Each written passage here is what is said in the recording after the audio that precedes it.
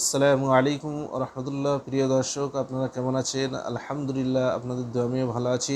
আজকে সুন্নাহর তরফে এমন একটি বিষয়ের উপর আলোকপাত করতে যাচ্ছি, সেটা হচ্ছে হেয়ার অয়েল।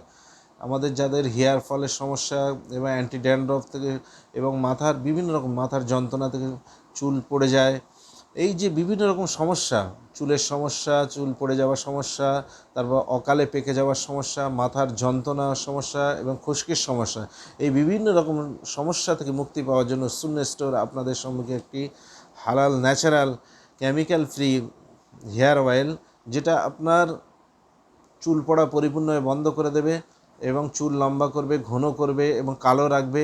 অকালে যে পেকে যায় মাথায় খুশকি থেকে সম্পূর্ণ নিরাপদে থাকবেন ইনশাল্লাহ।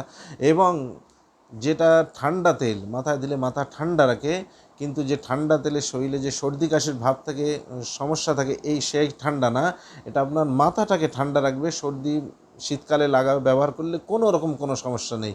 গরমকালে ব্যবহার করুন, শীতকালে ব্যবহার করুন এবং বর্ষাকালে ব্যবহার করুন, কোনো সমস্যা নেই।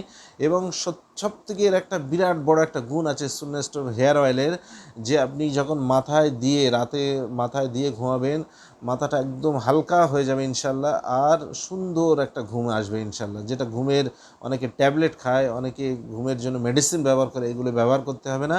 সুন্নাহ তেল ব্যবহার করুন। এবং যাদের চুল এখনও পাকেনি, আপনার যদি অকাল পক্ষ থেকে বাঁচতে চান, তাহলে সুন্নাহ হেয়ার অয়েল, সুন্নাহ স্টোরের যে সুন্নাহ হেয়ার অয়েল আছে, আপনারা ব্যবহার করুন।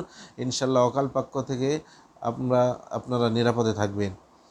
এতে ভালো ভালো জিনিস, যেমন কালো জিরা থেকে কিছু সুন্নাহ জিনিস এতে অ্যাড করা আছে। কালো জিরা oil add, black seed oil, amla, ধনিয়া, লেবু, এইসব বিভিন্ন রকম খুব সুন্দর সুন্দর জিনিস যে এই তেলটা আছে।